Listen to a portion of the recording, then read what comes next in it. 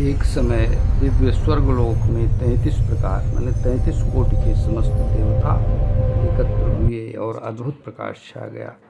सभा में उपस्थित देवताओं के मन में एक गंभीर विचार उठा। वे सोचने लगे, कौन सा श्रेष्ठ साधन उसी है। संधत उसी दवरु समय शहर वहाँ नरद की देवर्षि बाहर श्रीमान धतकगर नारद जी हुआ का और सड़ी आगमन दत्तों होता ने है। जय उनका श्री सनन नारद कड़सत देवता कसवन। ने उनका स्वागत किया। हे देवर्षि, आप कृपा करके बताइए, वह कौन सा मार्ग है जो भगवान को सबसे अधिक प्रिय है और जिससे संपूर्ण देवगण प्रसन्न होते हैं। नारद जी ने उत्तर दिया, मुस्कुराते हुए बोले, हे देवगण, भगवान की दिव्य कथा का श्रद्धा से श्रवण और प्रेम पूर्वक कीर्तन करना सर्वश्रेष्ठ साधन है। जब पृथ्वी पर भक्तगण श्रद्धा और भक्ति से भगवान की कथा सुनते हैं, उस कथा की दिव्य तरंगे समस्त लोकों में फैलकर वातावरण को पवित्र कर देती है।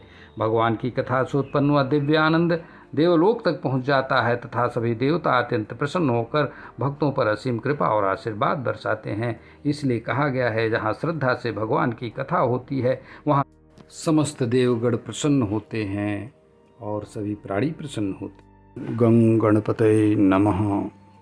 इस क्रम में ये देख लिया जाए कि बहुत पहले से भी बात उठी, करीब 20-30 साल पहले लोगों ने प्रश्न किया कि हिंदुओं में, मतलब सनातन में, हिंदू क्या सनातन में 33 करोड़ देवता हैं तो बड़े देवता हैं। दूसरी बात उसी में उठी कि इतने दिन से देवता न बढ़ रहे हैं।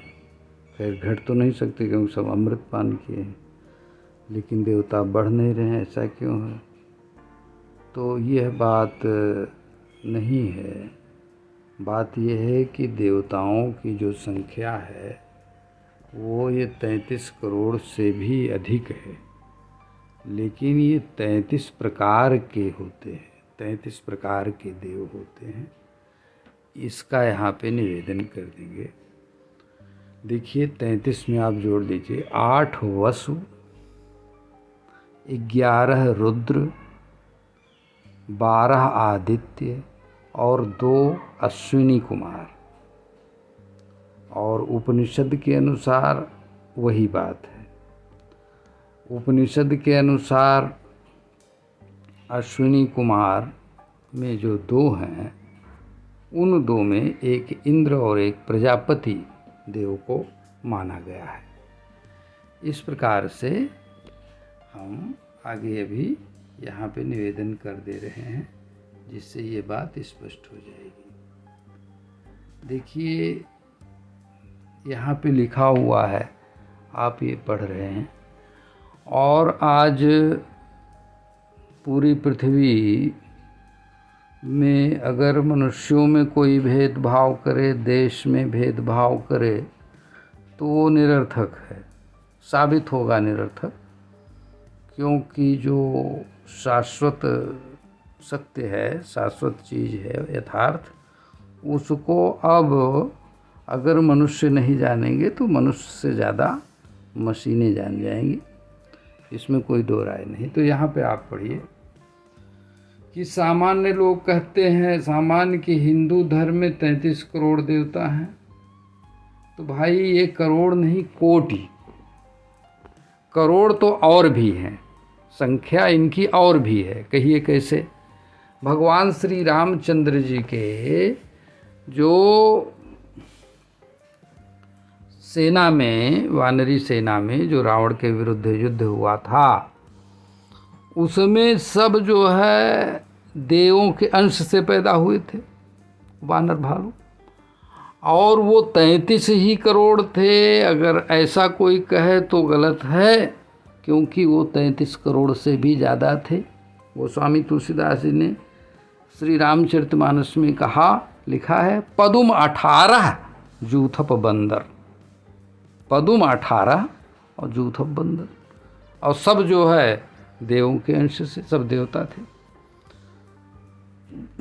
इससे ये बात कहा जाए कि 33 ही करोड़ देवता हैं तो ठीक नहीं, देवता 33 करोड़ से भी ज़्यादा हैं।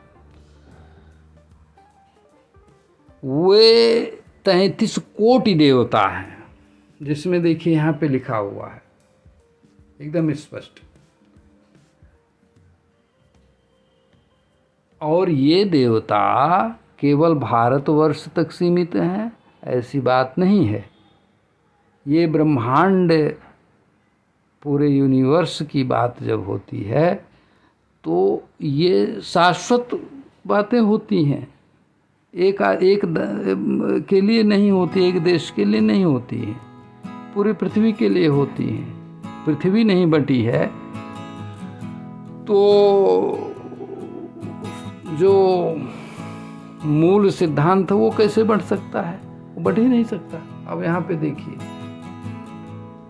प्रकृति के आधारभूत तत्वों का संचालन करने वाले 8 वसु हैं, जिनमें यहाँ नाम लिखा है, आप नाम पढ़ लीजिए। ये देखिए नाम पढ़ लीजिए। ये नाम है धरा माने पृथ्वी, अनल माने अग्नि, अनिल मीन्स वायु, अप माने आप या जल उसको कहते हैं, प्रत्युष माने आकाश या प्रकाश, प्रभास माने नक्षत्र या तारे, सोम माने चंद्रमा। दिस मीन्स ये 8 वसु हैं। और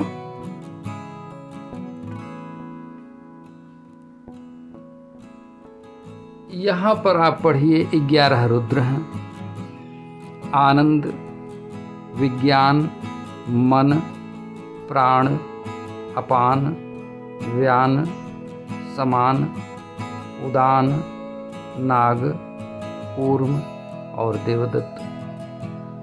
ये 11 रुद्र हैं। अच्छा, अब आगे देखिए,